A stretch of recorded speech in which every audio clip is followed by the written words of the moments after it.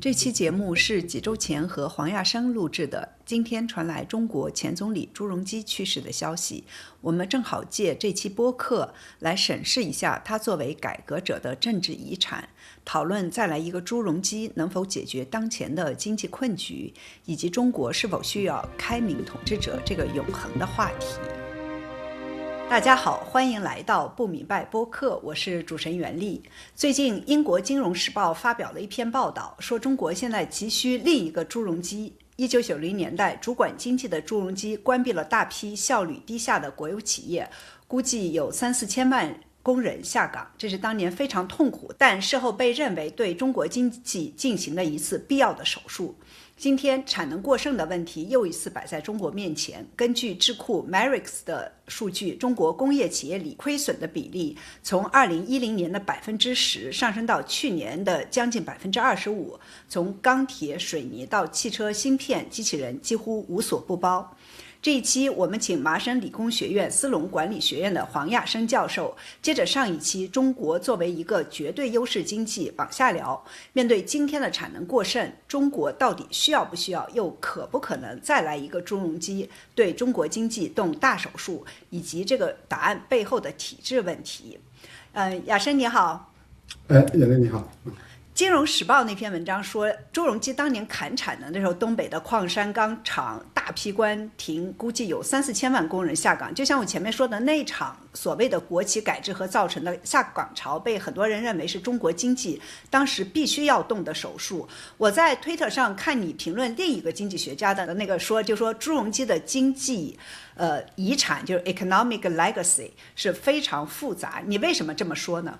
我为什么这么说呢？就是说，可以说朱镕基当时做的事情呢，就是他用右手解决他左手造成的问题。这个很多细节大家是不知道的，就是朱镕基在93、94年以后掌握了中国经济的决策权。他虽然那时候是副总理，其实他91年到北京以后，他就是第一副总理了。他一直是经济上他是掌握实权的。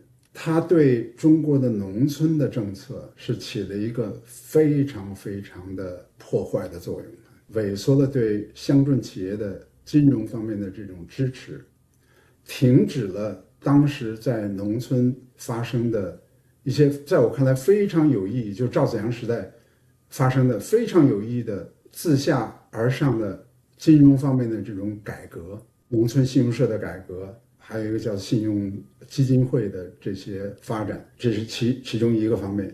另外一方面就是它改变了中央和地方的财税关系，这是93年著名的这个财税的改革，在我看来是在中国当时的政治体制底下不是最优的解决方式，但是是第二优的解决方式。就是说，当一个体制这么强调中央的权力的时候，在这种情况下应该给地方有更多的自主权。那在政治上，中央是具有生杀大权的，比如说他任命官员等等。那在财权方面，按说作为一种平衡，应该是让地方更有自主权。他把当时80年代在我看来是非常有益的财税改革全部给废除了。这两件事情对中国当时90年代的发展起了非常重大的作用。它并不是在 GDP 方面表现出来， GDP 一直跟80年代差不多，其实你要仔细看的话，它不如80年代。最重要的是农村的家庭收入年增长率扣除通货膨胀以后，相当于80年代50%，而且这是保守的估计。还有一个细节是很多人不知道的，就是在90年代，我们上期我已经谈到这个了，中国出现了通货萎缩，就是价格开始下降。因为当时90年代的时候，中国的农民占整个人口80%多，你把他的收入增长减半，增长的速度远远低于整个 GDP 的增长速度。内需不足是怎么造成？就是这么造成的。然后但是它短期它产生了一个非常大的作用是什么呢？就是出现了当时的内卷，就是这个减价，然后这个通货紧缩，所以当时中国经济90年代末期出现了非常大的问题啊。然后这时候一个改革的明君就出现了，我要去砍这些国有企业什么，那我也可以说，就是国有企业改革本身我是支持的哈，但是这是一种被迫的，包括 WTO， 就是那时候实际上是非常需要国外市场，因为这种金融的这种紧缩，造成了一个80%的人的这个收入的增长速度的下降，所以这是必须得要一个新的市场，那就是海外的市场，是吧？然后另外呢，就是必须要进行国有企业的这种裁员，但实际上那时候的官方的政策是抓大放小。对，我记得千万不要认为这是一个撒切尔的什么私有化的人，根本不是这样的。当时的考虑是这样考虑：我们把这些小型的企业关停并转，这样可以集中财力做大事。我们可以发展大的国营企业。OK， 那这里的问题就在这儿了，恰恰是那些小型的企业，就业的人数是最多的。因为它是相对来讲是劳力密集的企业，而且确实是他们在当时的这个环境中是竞争不过开始出现的私有企业，所以它确确实实是处于很困难的这种状况。就业人数有很多，刚才你说的是3500万啊什么等等这些，是吧？3000到5000万，好像你的数据，在你的书里面数据好像稍微高一点。我是引的是3500万的这个，就是这 Barron Norton 他们是对，我自己没有去算这个，我是引别人的数据啊。3500万，这可能是人类历史上可能是最大的一次经济上的这种调整和震动，而且是在没有任何的社会保障，对，没有任何就这些制度，没有先建立这些，然后再去做这种经济调整，这就造成了东北到现在到今天2026年，我们还能够看到这个政策带来的各种各样心理上各个方面的问题，经济上就是各种伤疤，是不是？各种伤疤，各种伤疤，是吧？对，就是说我是支持私有制，是吧？但是我认为一个国家保留公有制，如果是即使是它不产生效益的话，它能够起到一种社会的这种支持、社会保障，因为你没有一个退休养老的这种制度和失业的这种制度，所以你必须通过就业来去解决这个问题。但是你这是作为一个社会政策的话，你必须在其他方面、经济方面你要放开嘛，是吧？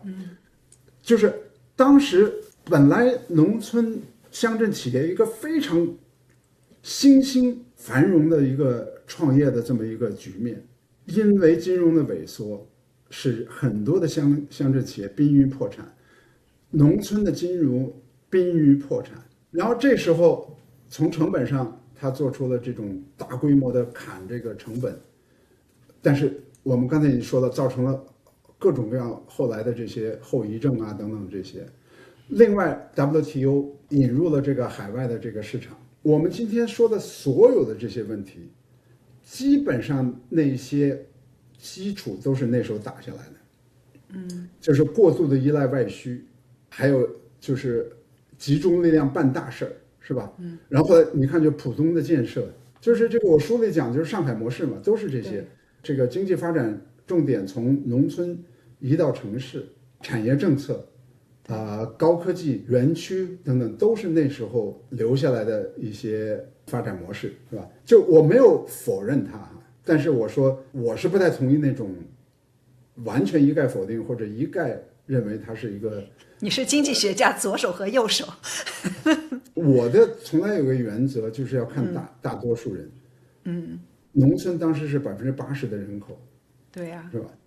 你就等于牺牲了80%的人口，发展了这个20%的这个城市的这种经济，确实是奠定下来这些产业政策什么什么等等高精尖的产业的这种发展。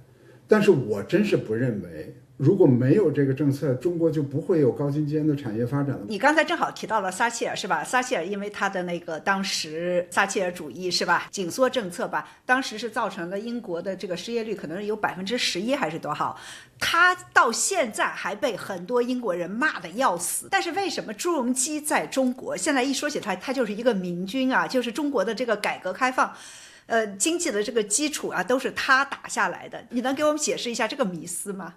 这个的话呢，我觉得是有知识界的一个，在我看来是一个误区哈，就是说，就刚才我说的这个，大部分人是不知道的，这件事情。还一个呢是什么呢？就是说，中国有一个非常的奇怪的一种思维方式，就是说什么呢？他是觉得改革者是应该大刀辟斧的那么一个人。要破除什么既得利益啊，什么什么等等。但中国，你看，中国最伟大的改革者，近代的改革者，恰恰都不是最强势的。胡耀邦强势吗？赵紫阳强势吗？邓小平有他强势的地方，在政治方面，八九有他强势的地方，但在经济方面。他一直认为，比如什么白猫、黑猫什么的，他是要放开这个权利的，是吧？就说中国在当时的那种情况下，如果你政府允许地方和企业和企业家，农村的企业家也好，城市的企业家有更多的自主权的话，这个改革自然而然就发生了。对对。80年代时候，乡镇企业是很厉害的，就是这么回事。然后呢，就我觉得一个比较良好的解决刚才说的国有企业没有效率啊什么什么，我这都是同意的哈。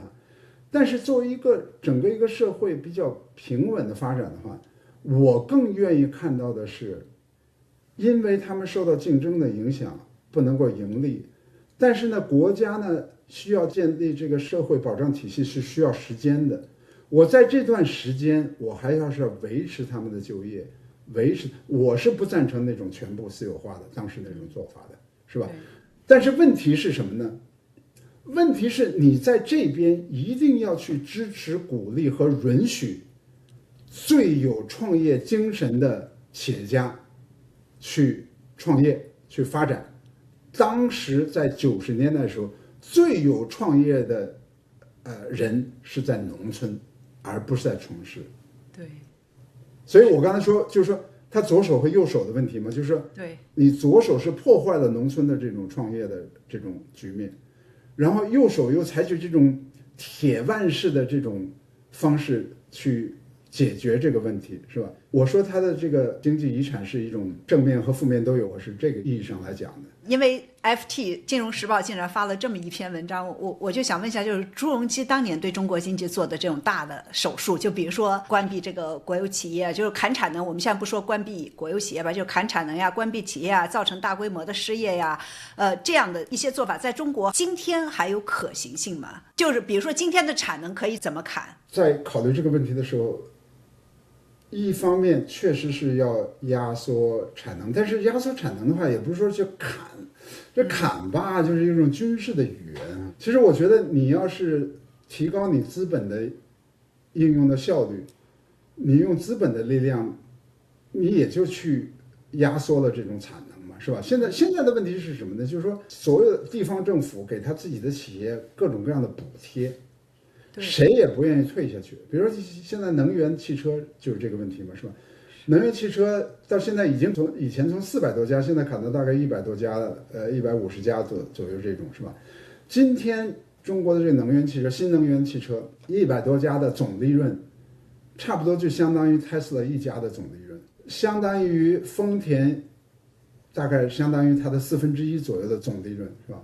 丰田的这个总利润大概是300多亿美元，那中国的这个大概就是70亿美元左右，Tesla一家就是70亿美元左右，中国100多家，是吧？那显然是产能方面来讲是有过剩，但是是不是应该有一个这种大刀阔斧的一个领袖出来去做这件事情的话，我是有疑问的。这最终是要改变这种体制，是吧？就是这种由地方政府由官员来掌握这个资金的这种流向，而不是由市场来决定，这个就会造成这个问题。中国现在的问题就是越来越是这样子的问题啊，就是你现在现在连那个 VC， 我以前报道中国的这个互联网嘛，科技业以前都是这种的美元 VC 啊，然后这种的都是市场化的这种 VC， 现在基本上都是政府的基金的这样子的 VC， 都从政府那边拿钱，然后政府要投什么那就投什么，那现在大家政府都是看习近平的脸色投啊。所以我觉得这个东西就是这样，就是说呢，我们永远是左手创造一个问题，右手去解决，是吧？而不是说从体制上来去考虑怎么避免这个问题的发生。你这 VC 就是一个很好的例子嘛，这个本来都是由市场导向的，硬生生的要变成国家导向。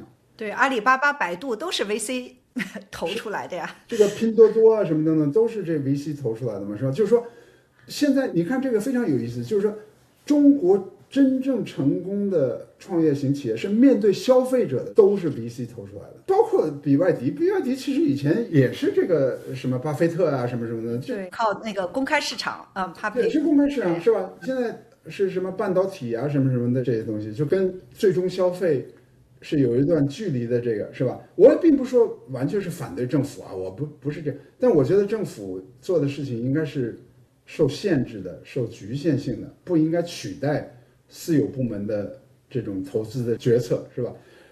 但就是说，你现在已经这局面就是这么一个局面了，是吧？但是问题是这样，就是说我们每次老是去重复这些东西，就是因为我们对过去的分析不到位，是吧？没有从体制上来去解，而且这个问题变得越来越严重了嘛，是吧？并不是说是好像是解决遗留的问题，很多中国现在的问题是新创造出来的问题，对，而不是你像过去朱镕基说老实话，那时候他可能是计划经济造成的这些问题，是吧？在东北的那些国营的那些企业。我稍微插一个题啊，就是我上次还和查建英在我们的节目里面提过，就是有一个研究中国的经济学家，在中国也住过很多年，他竟然在美国一个特别有名的这个 podcast 上面说，中国现在就是一个 VC 模式，中国现在整个的经济模式是一个 VC 模式，就是政府去投很多的这种项目，最后成了。就中国现在的为什么这么厉害，科技为什么这么厉害，是因为中国现在是一个 VC 模式。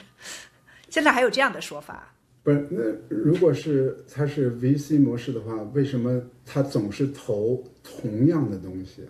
为什么造成这么大的产能过剩啊 ？VC 的概念就是说，他投的很多东西是别人不投的，然后他不知道为什么看到了这个以后发展的这种，你比如美国的什么 Internet 啊，甚至 AI 早期的时候，其实都是在投的时候，大家没有看到它以后会产生这个作用。但是确确实实有人就看到这些东西了。你 VC 在美国的 VC 的话，投10个的话，他可能8个都是不成功的，但是他要保证那2个成功的话是非常非常成功的，才能弥补他那个8个不成功的那些损失，是吧？对。但 by definition 就是说明是很多不成功的东西。对呀，是高风险的。是高风险。那你现在想政府来讲，我觉得作为一个政府。再说到比较优势、绝对优势，它的比较优势的话，它是应该保证老百姓的生计，保证老百姓的养老，保证老百姓失业的时候它有一定的这种补助，这是它的比较优势，是吧？它应该去做那些东西。如果你要是真正的VC的话，投10个有8个不成功的话，那你那个8个那个成本就得让社会来去承担啊，是吧？对。况且就是说。如果是真是 VC 的模式，你怎么能够解释都投一个行业？这绝对是不对的。这个 VC 的产业的，它能够产生这个产业，就是说银行都不愿意投那些，不愿意去贷款那些，所以我们要 VC 来去投。还有就是天使投资者，是吧？就是正是一些非常奇奇怪怪的一些人，看到了一些咱们这种凡人看不到的东西。最后投了，然后给他的奖励是什么呢？如果成功的话，我给你巨大的回报，因为我知道你会是冒有很大的风险的。那如果大家都投同样的东西的话，为什么还有什么风险呢？是吧？对，只有产能过剩的风险，不会有这个巨大成功的风险嘛？说我就觉得特别可悲的，就是在你这个节目没有这个问题了，就是因为我们用中文讨论，就是用英文讨论的时候。经常是这种基本常识性的东西不受到挑战，是吧？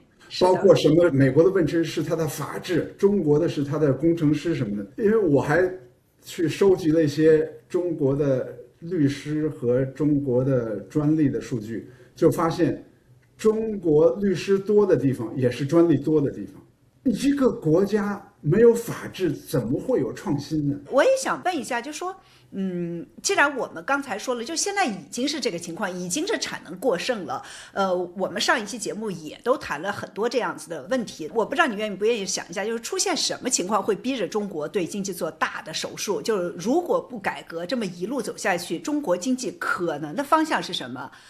还有就是说像 AI 呀、机器人啊、新能源，还有中国在制造业上的这种绝对优势，有可能拯救中国经济吗？是一个很大的问题。但是我觉得，既然我们说到这，大家应该很关心这样的问题。我先说你第二个问题哈，就是那是解救不了中国经济的，就是这种新三样了什么的这种科技了这样子的，不可能，不可能，绝对不可能。为什么？它的体量没有达到那个程度嘛，是吧？然后另外就是说，任何一个新的技术，在它出现的时候，它都有一个两面性，一个是它创造价值，一个是它的破坏价值。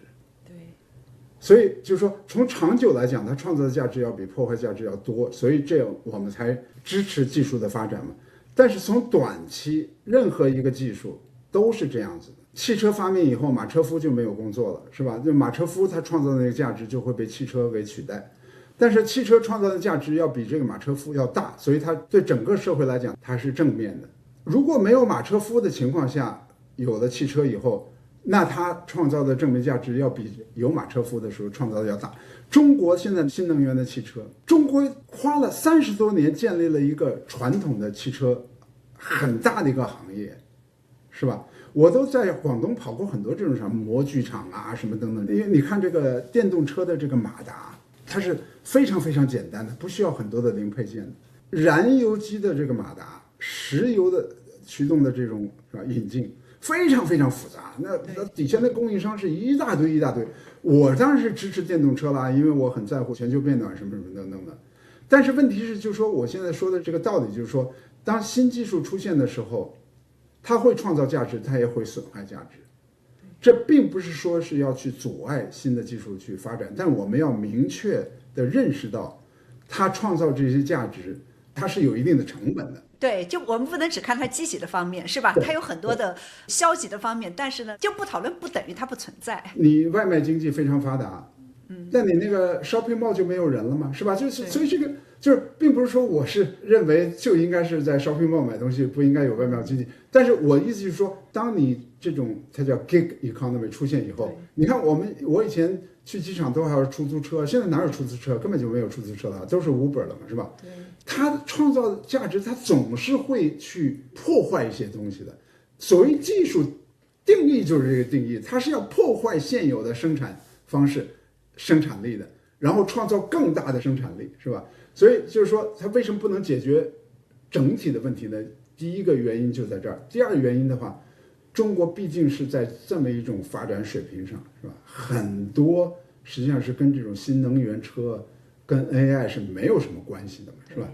那他们能雇佣的人太少了，说句实话。他的就业的需求是非常非常少的。中国这种这么大的一个经济，它是需要，就在我看来，一个健康的经济是多种引进，也应该有 AI， 也应该有这个新能源的车，但也应该有简单的经济，是吧？也应该有这个农村的这种创业，也应该有这个城市的这种小型的这种创业，也应该有拼多多，也应该有阿里巴巴，也应该有这个蚂蚁金服什么。我是这么看这个问题的，应该是一个全面发展的这么一个，但是在一个政府主导，而且特别是有这种稳定至上的这种指导方针下的话，往往他要把所有的钱去集中在极少的行业。这个就是中国现在面临的巨大的问题啊。那你刚才问的就是说，出现什么情况会逼着中国对经济做大手术？它是这样的啊，就是说我完全没有再去预测什么时候会有朱镕基，什么是因为我是没法做这个预测，但我只能说这个道理啊，就是我这个2026年出的这本书的题目叫做国家主义。国家主义它对经济是要有很多的控制的。它的 VC 也要控制啊，什么什么等等都要去控制。但是国家主义它自己是要消耗很多的能源的，它自己是要消耗很多的资源的。如果这个经济连自己这国家主义都维持不下去的话，这个就到了它应该改革的时候了，就连它税都收不上来了。中国国家主义这个盘子是很大的，中国的这个国家它做的很多的事情是在别的地方不需要做的事情，这都是需要成本的。你过去8%、9%那无所谓嘛，是吧？因为你有这么多的这个新的这个资源，你可以支持这个。就回到我们刚才讲的这些题目，你现在如果4%的话，你还像以前那样子的话，那肯定这个社会里就会有人受到绝对的损失。所以我就特别的担心中国现在发生的一些事情，比如说这种。比如说这些暴力事件啊，这些都不可想象的事情嘛，是吧？现在已经发生了，是吧？然后前时候去杀这个日本的小孩，你要去查这些人的背景资料，很可能他们都是失业的工人，背了一屁股账，很可能他们就有经济上的这种压力在后面的，是吧？收入没有增长，当你的绝对收入增长，相对收入下降了，这是一个经济问题；当你的绝对收入下降的话，这就变成一个政治问题了。所以就是我们要去看，就说，中国的绝对收入现在是一个什么？但是我不知道有没有好的，如果听众朋友们有好的数据，或者你们知道从哪找这个数据，告诉医生。其实现在失业率高的话，就是说明绝对收入在下降。对呀，因为他算这个居民收入的时候呢，他是不算那些没有工作的人的。对，你有工作的话，那可能有一定的增长，或者是持平，这都是有可能的。但是问题你漏掉了那些没有工作的那些人，是吧？你失业率这么高的话，那你这些人的收入它是0嘛，是吧？如果你要把他们加进去的话，那可能这绝对收入就是在下降了。对呀，中国灵活就业都3亿人，对吧？然后有一些城市，他们都说我们的滴滴司机都供过于求了，那就说明什么？就说明很多人都没有工作了，就是没有一个特别好的数据。就对于我们记者，还有对于你们学者来说，这个是一个就是很大的问题。因为我们只能观察到他收集的东西，我们没法观察到他没有收集的东西。就是这个年轻人失业率，实际上这是一个非常大的一个信号，就是说实际收入就是，如果整体的实际收入就在下降，如果他没有这么高的失业率的话，这些人就有工作嘛。那有工作，你这么想，你大学刚毕业，你在大学你收入是0。你大学毕业以后，你收入100块钱，那你就增加了100块钱嘛。整体去计算的话，平均来讲，它还是在增加的。但如果你根本不去收集这些人的这个失业的这些人，或者没找到工作，那你是看不出来的。对对对，就是还有中年失业也很厉害。我其实特别一直想做这个题目，但是就很难做这样子的题目。对，是，就是90年代到现在，就中国经济发生了很大变化，政治上的变化也不少。这种变化也是解释，就说中国是否还需要另一个朱镕基，或者说还能不能允许有另一个朱镕基出现，就是这个也是有很大关系。你说这个讨论实际上可以引申出中国是否需要明君或者开明统治者这样的继续的讨论。你为什么这么说呢？就是这个两者之间有什么样的关系呢？那我当然是研究制度啊什么等等的，我也非常看重制度的。但这里头有一个逻辑上的这种悖论，因为制度最终也是人创造出来的，它制度自己不会创造制度的，它也是人创造出来的。对，越是这种专制的制度，那人的统治者，我现在说人不是咱们这种人，还是统治者，他的能动性就越大。对一个专制的统治者的定义就是他可以做很多的事情，是一个民主制度底下做不出来的事情，是吧？那也就是说呢，什么呢？就是说，恰恰是因为你是一个专制的制度，所以更需要民军去改变这种制度，因为是不可能在这个制度里头有任何力量可以去改变的，必须得有领导人去改变。不是一个领导人的话，应该是一个统治阶层去改变，是吧？它之间是这么一个关系，这是第一。第二的话呢，我虽然研究体制什么什么的，但是我非常强调领导人的作用。美国，你现在它还是一个总的来讲还是一个民主制度，是吧？那特朗普跟拜登跟奥巴马跟老布什和小布什就是不一样的。就是当我们说体制重要的时候，并不是说领导人完全不重要，领导人也是非常非常重要。在一个体制底下，领导人的作用是非常非常重要。中国今天是吧？那中国你要从体制上来讲，说的跟毛泽东时代是基本上是没有什么太大区别的。你觉得是没有什么区别的？体制，我现在说体制，就是核心，对，就是核心体制是吧？你要从一党专制啊，对什么等等这些，从大的这种特征去衡量的话，对。但是很难得出一个结论，中国今天跟毛时代是一模一样的。那显然是毛跟后来的领导人是不一样的嘛，所以我是非常非常强调领导人的作用的。那邓跟毛是不一样的，邓跟华国锋是不一样的。赵紫阳和胡耀邦又跟邓不一样，我自己认为就是如果看中国领导的话，我的2026年这本书是献给这个3个领导人，一个是赵紫阳，一个是胡耀邦，还有一个是邓小平。邓小平比较有争议是吧？就是因为64啊什么的，但是我是同意傅高义的对邓小平总的判断的。今天中国毕竟不是毛的时代的中国，即使是今年2026年中国也不是毛时代的中国，这个确确实实要归结于邓小平。我们对这个问题要一个非常客观的看法，是吧？那就这领导人是非常非常重要的嘛，是吧？这个可能会有很多人会骂你。到现在，我今天中午正好听了，就是你在上一期播客推荐的我纽时的2个记者写的那本书，就是那个Regime Change 政权更迭，就是他们写特朗普第2届的第1年，就去年这1年，他们2个人，这个 Maggie Haberman 他就说，特朗普是我这一代人影响最大的、最 consequential 的一个领导人。对，你说的就是这个意思。就虽然美国都是这种的民主体制，但是他对于这个美国的这个影响，可能是这几十年来最大的。就是体制这东西呢，第一是人创造的，如果是一个专制体制的话，肯定这领导人对这个体制的影响是最大的，是吧？比我们所有人都要大很多。另外，体制是人执行的。特朗普他不去执行美国宪法里头的一些东西，是吧？或是他完全藐视这个，比如说宪法里头的一些，这最终还都是人呢。所以我们就是说体制讨论的时候，好像是说这个体制好像是一个像物理学一样的，它不是这样子的东西，它最终都是由人来决定的。所以我就觉得，就是越是专制的体制，人的作用、领导人的作用就越大。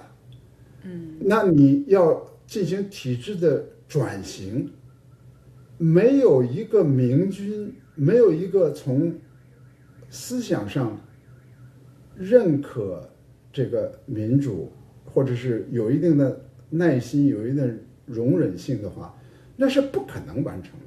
你和许成刚老师就对于中国现有制度的起源有不太一样的看法，就许老师认为今天的这个集权体制本身是这个本质上是苏联输出的共产集权主义，是吧？嫁接在中国帝制的基础上，他认为集权主义的根源主要来自列宁主义，而不是中国自己的传统。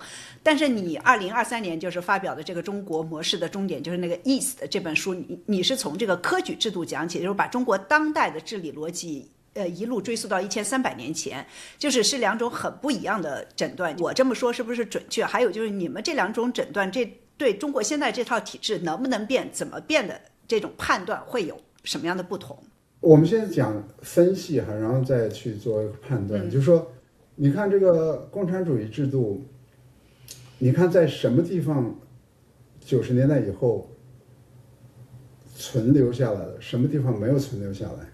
你看俄国今天虽然不是共产主义制度，但是它还是一个专制的制度，是吧？对。中国是一个专制的制度，也是一个共产主义的制度，但它什么地方没存活下来？在捷克斯洛伐克没有存活下来，在匈牙利没有存活下来，在东德也没有存活下来。为什么共产主义制度能够在共产主义这种做法，比如在俄国和在中国能够存活下来的话呢？是因为这2个国家的这种文化的基础是非常非常适应这种制度的，而不是说他们被强加的。很多中国人自己，他们的思维方式也是这种崇尚权力、不是用这种体制的思维方式。比如说，你就看在美国的中国人吧，是吧？就是上一次选举，2024年，你在美国的话，这完全是一个民主制度嘛，是吧？你没有任何共产主义的这种强加在你身上，是吧？但是多少这个华人是崇拜这个特朗普这种独裁的领导？我看了一个统计，是吧？这统计不见得对了哈，就是华人里头大概是40%左右是投他的票的，印度人里头大概是20%-30%左右，犹太人更是一个非常低的比例，是吧？就是说，你已经是在一个完全是一个民主国家，但是你支持的还是这种独裁的这种领导人，这个我觉得跟共产主义就没有什么太大的关系了。比如说，你要再看中国现在经济方面3大特征，是吧？3个是一直没改的，一个是国有制，还一个是土地国有制，还一个是金融垄断。这3个制度，国有制盐铁论，汉朝就建立了；土地所有制，这是在唐朝建立的；金融垄断，这是在宋朝建立的，是吧？这我不是历史学家的，我现在引用的是一个叫做郭建龙的写的书的这个观点，是吧？可能其他历史学家不是这么看，这是我引用了历史学家的这种看法。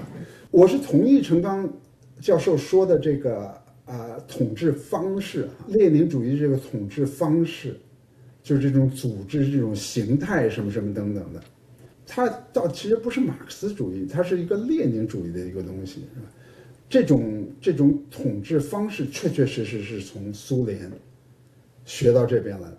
然后计划经济，是吧？计划经济就是说，中国古代它可能没有去搞价格的这种投入产出的这种规划，是吧？那可能这是跟苏联学过来的。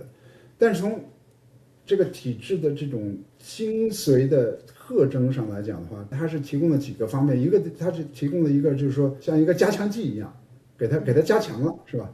然后呢，还有一个就是说，它共产主义它跟这个中国古代的这种的治理方式有一个很大的区别，就是它有理想啊，它是个意识形态，它是一个意识形态，像宗教一样的东西。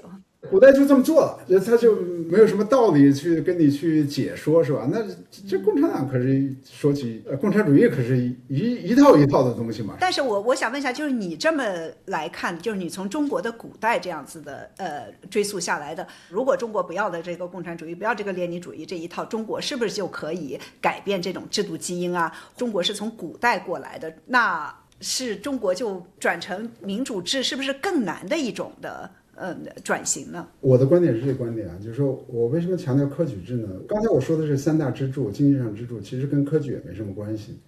科举制它起的一个作用是什么作用呢？它就是让任何一种别的一种思维方式没有被产生，就是它的作用就是说什么呢？就是说当权者的这种思维方式，当权者的这种思想，不受任何其他思想的挑战。那你要用这个角度去分析中国的现状和中国的历史的话，那就会得出我下面要说的这个结论，就是说任何东西，不管是什么东西，如果能够形成一定的这种竞争的话，思想竞争也好，经济竞争也好，那就是能够改变中国体制的一种力量。那我们现在就想，任何东西是什么东西？比如经济改革，然后全球化也是这个。到海外去留学，就任何你能想出的东西，比如说在80年代实行的分税制和农村金融的这些改革，和这个一定程度的这种文学上的这些，不能说百花齐放吧，至少有不同的这个，就任何东西，只要是能够跟这种独裁的这种思维方式，并不是说完全挑战它，只要跟它能够并行的存在，这个本身就会引导中国这个体制走向一种更加多元性的、更加包容性的这种体制。它是不是这种限制民主？那我不知道哈。但是就是说，因为在我看来，如果中国现在恢复80年代的那种状况，已经是一个很大的进步了。I'll be happy。我的观念就是这样，就是说呢。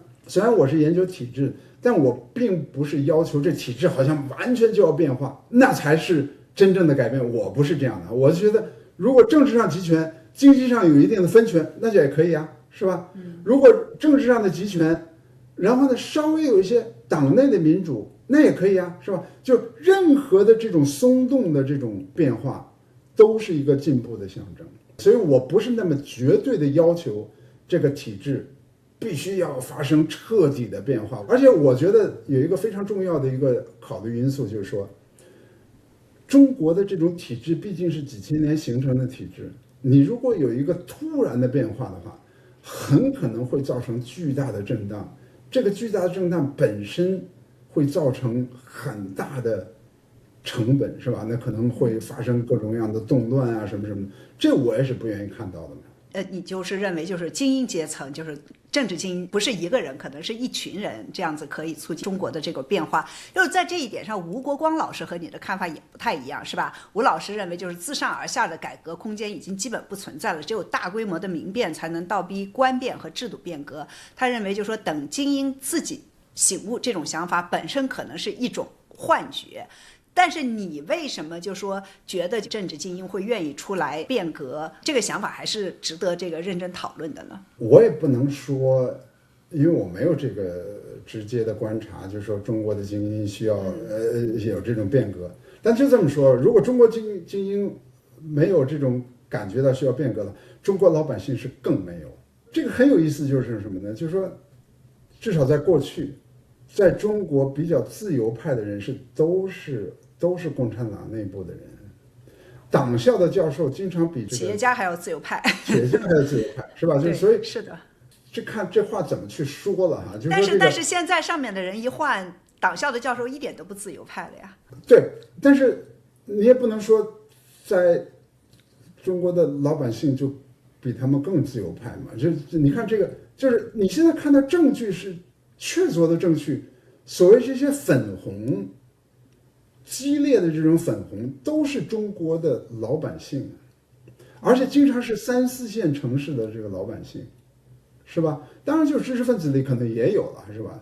但是我们现在看到现象是这种现象，就是说，这是第一哈，自由派的思想往往是在知识界里头是最盛行的，在底层恰恰是最不盛行的。我觉得在全世界都是这样的，有知识的人往往是有一定的自由派的思想。恰恰是那些没有知识的人是最民族主义的，在美国种族偏见啊等等这一系列的这些，在自由派看来都是非常不对的思维方式，不讲逻辑啊什么什么等等这些，是吧？我觉得在全世界都是这样子，这是第一。第二，历史就是这样的，历史真不是人民造就的，历史是精英造就的。你要是看全世界的这种政权的改变啊，什么什么等等，基本都是统治层内部发生了冲突以后才发生的。即使是跟民众有很大的这种冲突的话，也不会撼动一个强大的政权的基础。恰恰是统治阶层内部、精英阶层内部出现了裂痕，这个时候制度改变才有可能。对，你在中国模式的终点这个最后一章里面，就是用了罗尔斯的《无知之幕》来说，对，如果中国精英不知道自己未来会进政治局还是会进监狱，出于纯粹自私的理性，他应该会选择支持一套限制权力、保护所有人的制度。你在书里面就提出了这个问题，就是说习近平对精英阶层的这种全面打击，会不会像文革之后引起一场类似的反思，让当权者自己意识到限制权力就是保护自己？但是呢，我们也看到，就是你的书23年出版，又过去这3年吧，就习近平对官员、军队、企业家、精英群体的这个清洗越演愈烈，就是中央军委只剩2个人了。但是呢，我们并没有看到有什么精英出来说呼吁限制习近平的权利。我不知道你怎么看，你现在会怎么看你当时提的那个问题呢？你在毛的时代也没有人提出这些啊，是吧？就是说中国最有意义的一次政治改革就是在文革以后，因为邓小平、陈云、罗瑞卿等等这些是吧？包括薄一波什么这，他自己都是政治精英。然后在文化大革命时候受到了那些遭遇，他们才勉强的认识到这个体制的一个危险在什么地方，就是残酷性，他们自己真的是深受其害。深受，你看邓小平的儿子是吧？这个必须得要精英自己体验到这个，他才能够体验到这个体制。刘少奇等他被红卫兵抓到在那批斗的时候，他拿这个一个宪法，说我也是什么有权。你做国家主席的时候，你没有去维护这个宪法，你现在开始认识到这。赵紫阳是吧？这个软禁了10几年才认识到这个道理。而且你看中国这非常有意思，就是中国真正有意义的政治改革，不是说变成民主啊什么，不是这些，它是把这个权力稍微的做一定的分散，国家主席和党总书记要分开，军委主席跟党总书记要分开，是吧？然后那时候我的23年非常强调的一个非常重要的机构就是中顾委，形成了在非常高层的一个比较分散的权力的局面。另外，政治局里头要讨论，要有党内的这种民意测验什么，这都是80年代文革以后中国共产党自己形成的共识，并不是因为他们看了西方的这些书一下意识到这个问题，是因为他们自己的经历。但你看这个右派反右以后，就没有任何这种反思，因为那些受害的人都是知识分子，不是我啊，不是我当权者嘛，是吧？所以我说的是这个意思，就是说，并不是说现在马上人就会去想这些东西，就是在将来我提的这么一个问题啊，就是会不会再重新出现文革的以后出现的那种反思？我觉得以后出现这种反思的概率，要比12年以前出现这反思的概率要大一些。因为中国精英非常有意思，我在08年的时候，那时候金融危机，然后我在浙江跟这企业家座谈什么的，其实我就讲到了这个法治的重要性啊，体制的这个重要性。然后他们在座的这些企业家都特别有意思，他们说：“哎，黄教授你说的很对，但是我们都有自己解决这些问题的办法。”他认识到这体制的问题，但他觉得他可以有一个自己解决这个问题的这种方案，所以他没有必要去跟这个体制进行这种改变也好啊抗争也好。但是现在可能就不这么去想这个问题了，是吧？因为这种个体的这种解决方案已经都不存在了嘛，是吧？所以就是说，企业家阶层这些被打击得很惨。对，我的23年写的这个书完全没有是说啊，此时此刻就会有人站出来。我现在说的是人的思想可能会有变化，就是过去精英真的是在维护这个体制，即使他自己看到的这个体制，抽象上他可以说啊，这个法治什么什么等等，但他实际上并没有觉得这跟我有什么关系。你比如说你说上海这个所谓这个白纸运动，是因为这个乌鲁木齐一场火灾造成的。你要过去乌鲁木齐发生的什么事，跟我上海有什么关系啊？对，上海封城对上海人还是非常恰是因为你伤害很大。就这么说，连上海人都站出来的话，那我就觉得确实是有一定的共同的这种共同心了，是吧？所以我说的意思是这个意思，并没有在预见什么时候这种情况就会出现。那我不知道什么时候这种情况。对，但是我不得不说，肯定就有人会说，那习近平他也是在文革里面，他自己的家庭，他10几岁就受了这么多的文革。他爸几乎被折磨疯了，是吧？被关了那么多年，他自己也受了很多的伤害。然后，他爸也是，就是文革以后上台，然后还是党内有名的这个开明派，就是习仲勋这本书我们也做过播客，是吧？但是他并没有吸取这样的教训。但是他爸爸显然吸取这个教训了，是吧？但他个人也其实受了很多苦的，他自己整天现在让年轻人受苦，拿自己以前受的苦去说的。实际上就是我觉得这个文革以后的那种反思，一个最伟大的地方就是什么呢？就是允许不同的思想，允许不同的声音出现。对，这个我觉得就是说，如果我们有这个以后有这个空间的话，很可能有人会说，我们这体制怎么办？我们这个发展了 AI，发展了什么，很可能有这个。那我觉得无所谓嘛，因为你现在在美国也很多有这种声音，但是会有其他的声音出现。只要有其他声音出现，这就是这个 Amartya Sen 讲的这个讨论民主。只要有这种讨论民主就可以。就即使这个体制没有实质性的变化，只要有一定的讨论民主，这就可以。有人说我是不是那么激进什么的，我是承认这一点的。就是说，因为在我看来，任何的进步就是进步。经济上有了松动，就比经济上没有松动是一种进步；经济上有了开放，就比经济上没有开放就是一种松动；政治上有党内的一定程度民主，就比没有党内的一定程度民主就是一种进步。所以我是支持进步的。我是不是特别的主张那种非常激进的这种革命性的改变？因为这革命性的话，会造成非常非常严重的我们不可预见的一些后果哈。那是实际上也是，你看这个伊拉克啊什么等等后来发生的这些事情是吧？我们也不应该说是完全就为了一个民主制度，然后要去容忍一代人牺牲他们的这个安全性，牺牲他们的这个经济利益，我是不愿意看到这种现象发生的。对，就你刚才说的这种无知之幕式的这个觉悟，也就是精英因为自身朝不保夕，转而支持限制权利，就这一幕好像现在刚刚在俄罗斯发生了，就是《经济学人》做了一期封面报道，我发给了很多人，因为他就是讲这个俄罗斯最大的实业家之一梅利尼琴科打破沉默，公开质疑普京的执政方向，对俄罗斯的前景表示这个悲观。这是俄罗斯的商业精英第一次这样公开的表态。我不知道这算不算你说的那种是精英自我保护式的觉悟。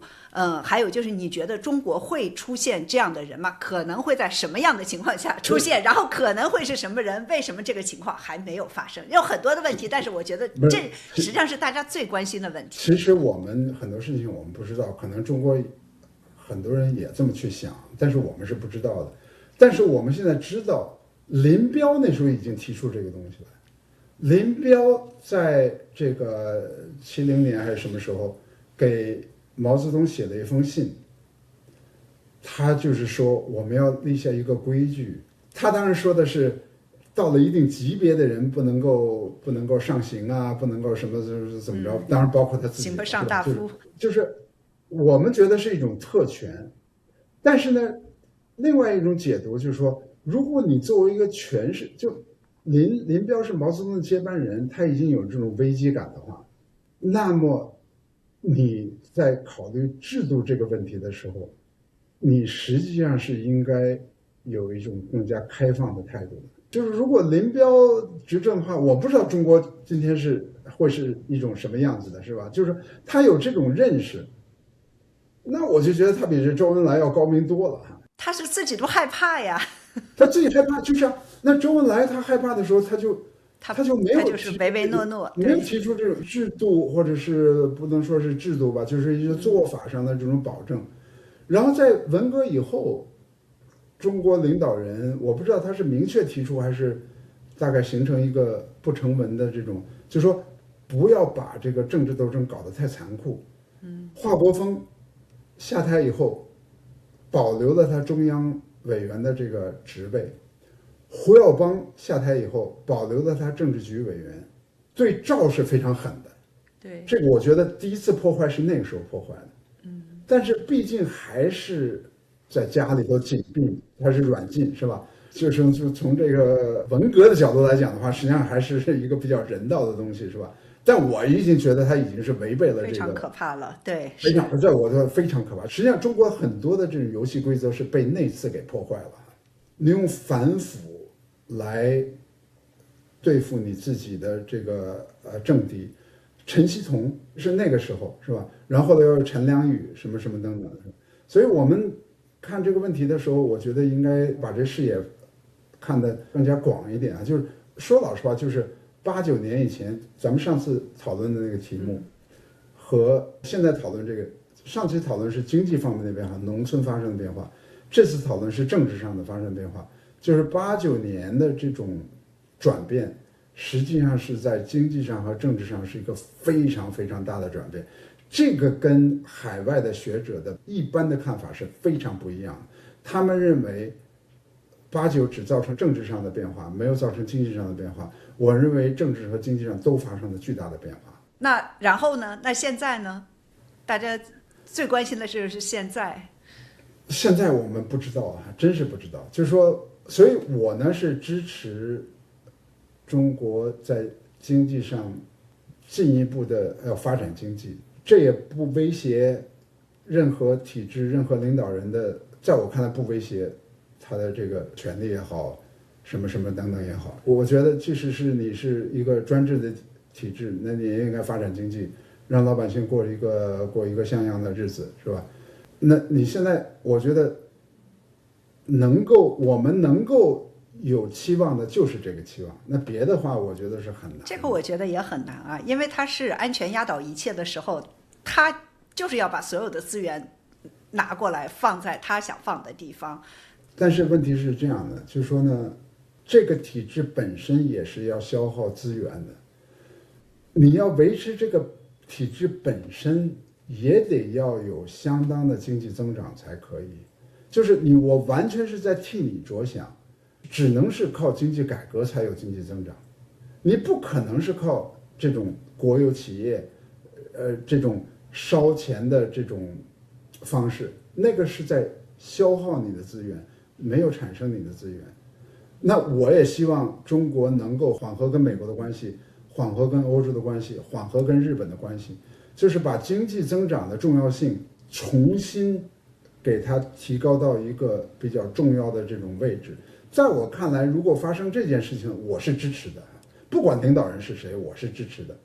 就是你觉得中国是需要一个类似朱镕基这样的人，就是说不是他的做法，就是说要去把经济放在一个更突出的。朱镕基他那种手段我是不太支持的，但是他重视经济发展，我是支持的。江泽民、朱镕基都是注重经济发展，胡锦涛也是重视经济发展的。我觉得中国现在人均 GDP 是吧，1万多美元，虽然总体是占全世界第2，中国还是总的来讲还是一个发展中国家。一个发展中国家最重要的是一个发展的问题。你发展可以靠技术发展，你也需要靠其他的东西。你也可以靠国家也行，我都行。你国家建立什么这，但你也得靠私有企业，也得靠这个海外的这些投资，是吗？你现在 FDI 进入中国，外国直接投资进入中国，是吧？已经是相当于过去的零头都不到，是吧？你这个怎么能够发展经济呢？是吧？你这私营企业的这投资，是吧？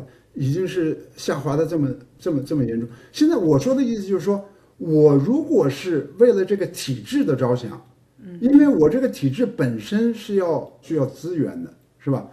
我去做什么安射性镜头什么什么，就各种各样的事情，是吧？那我也需要经济发展啊，是吧？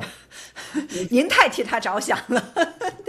但是他听不进去啊，就是从疫情的时候，大家就说，哎呀，你要给大家发钱啊，经济学家呀，然后要那个，你看高善文就是说了一下中国的经济的这个问题，然后还被人警告，是吧？就是，但说还是要说的嘛，是吧？就是说，我的意思就是说，我是在替你着想，这个制度本身怎么着我不说哈，就是说，你自己要做现在做的这些事情，你要建高铁。你要建这些东西也是需要资源的，那你这些资源怎么产生，也得需要经济发展。那经济发展怎么发生的话，所以这里头就有一个非常重要的一个认知的问题了。如果你认为中国过去的经济成就是因为政府高度的这种干预，是因为政府的高度的产业政策的话，那你可能还会沿着这个路子往下走下去。但如果你认为中国过去40年的经济的这些成就是因为全球化，因为私有企业，因为政府下放了一定的权利，因为有这些经济的体制这些松动，那你就应该做这些改革的事情。所以这时候的话，不光是，其实我并不觉得中国领导层他认为他现在在牺牲经济发展，他确确实实认为中国经济发展就是因为政府建这些高铁。对，因为政府做这些事情，还有那么多西方人告诉他呢，还有很多西方人吹捧他。就是我跟你说，我就不提这个人的名字，但是如果我把他名字说出来，大家都知道，是一个中国有名的一个改革派的经济型的政府官员。我在很多年前跟他交流，我就讲到中国经济发展是改革什么什么的。他看着我就好像我是一个外星人一样，他是改革派，他在国内的名声就是一个改革派。哎，他说黄教授，你说这不对呀。他说，你说私有企业什么什么的，他说私有企业那钱是哪儿来的？哎，我说是银行，那我们银行不都是国家银行吗？这完全是因为国家的力量使私有企业发展，就是说后来的看法就连把私有企业这个作用都给否定掉，他至少没有否定这个私有企业这个作用。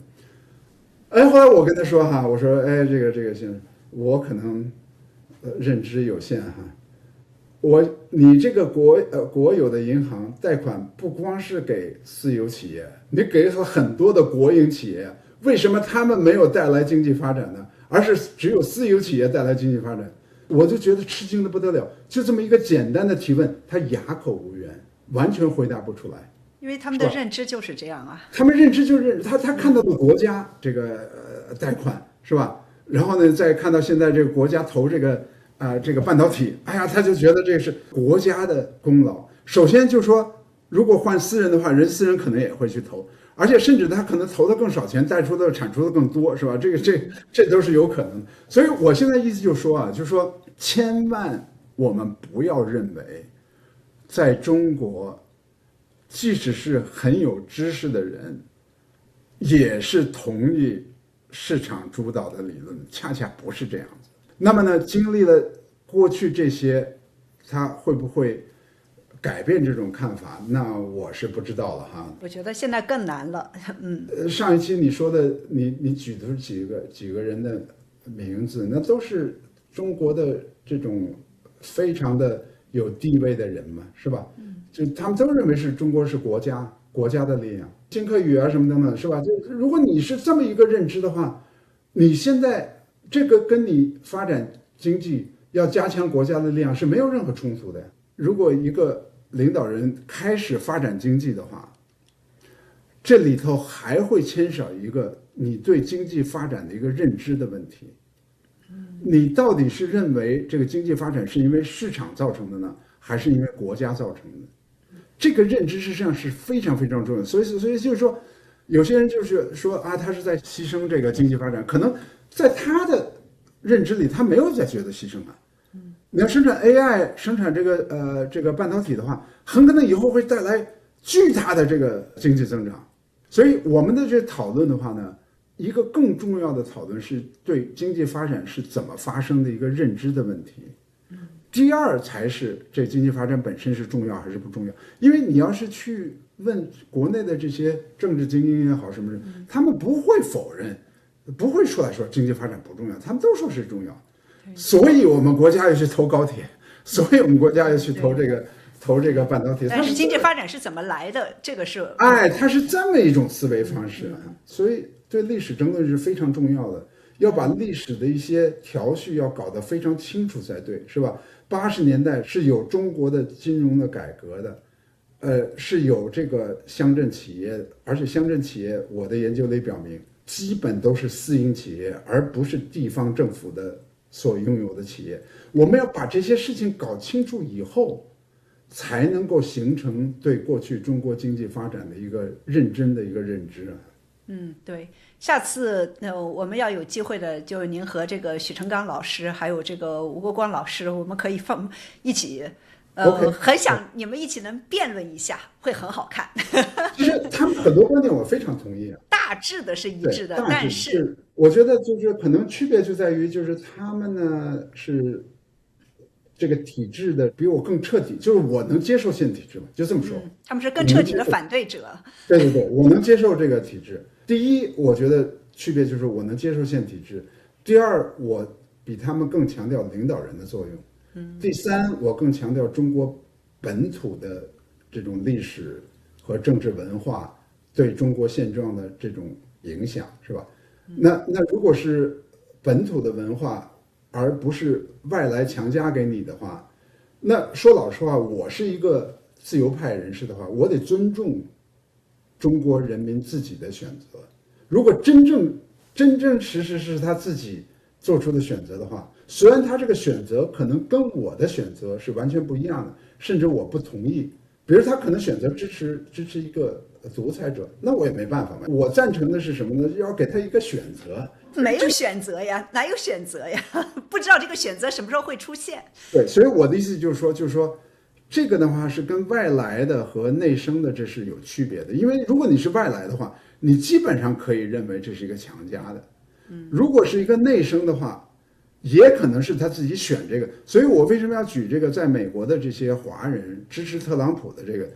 所以我就觉得，就是中国的这种政治文化里头有这种崇尚权力、崇尚金钱的这种很深的这种价值观念。所以我某种程度上来讲是认为，这种中国的独裁的这种专制的这种体制是有中国自己文化的基础的，而不是完全是外面强加给你的。你看我刚去越南是吧？那越南也是共产主义制度啊，但他那个共产主义制度要比我们中国的这个要柔和的很多很多，是吧？你在那儿看 YouTube 是随便什么都可以去看，什么 WhatsApp 什么都可以，是吧？那 Telegram 什么都可以，是吧？你说共产主义制度它不重要，它非常重要，但显然在各个不同的国家，它表现的这种程度，它表现的这种方面还是有所区别的，所以我们必须得看它本土的这种文化和老百姓他们自己的一些认知，是吧？所以我的观点是这种观点，就是第一，就是说我能够接受现在这种制度，只要是它确实在提高中国老百姓的福祉。对。第二，领导人是非常重要的。第三，就是说我们要尊重中国人自己的这种文化的选择。好，谢谢。我们请每位嘉宾推荐3部书或者影视作品，你有什么推荐？上期呢，我也谈到，就是说我现在因为在构思一本就是中美比较的书哈，我就发现在美国写书吧，你就写中国的话，好像大家不是特别的关注。他必须得把这个中国的事儿当成美国的事儿来，就在美国，所谓关于中国的书最畅销的，其实最后讲的都是美国的事儿。所以我就看一些材料啊，看一些视频啊什么等等，是跟美国有关系。一个呢，就是在 Netflix 有一个很好的一个纪录片的序列叫 Turning Point， 就是讲冷战的，就是我对那个冷战非常感兴趣的，非常好，10集还是几集的一个节目，拍得非常非常好。还一个呢，这是03年2个芝加哥大学教授写的书，一个是 Raghu Rajan， 他曾经做过印度的中央银行的行长，还一个叫做Luis Zingales， 他叫我估计没有中文的版本，他叫 Saving Capitalism from Capitalists， 写得非常好。03年，就虽然是在特朗普出现之前，但是我觉得他基本是讲就是资本家怎么破坏资本主义制度的。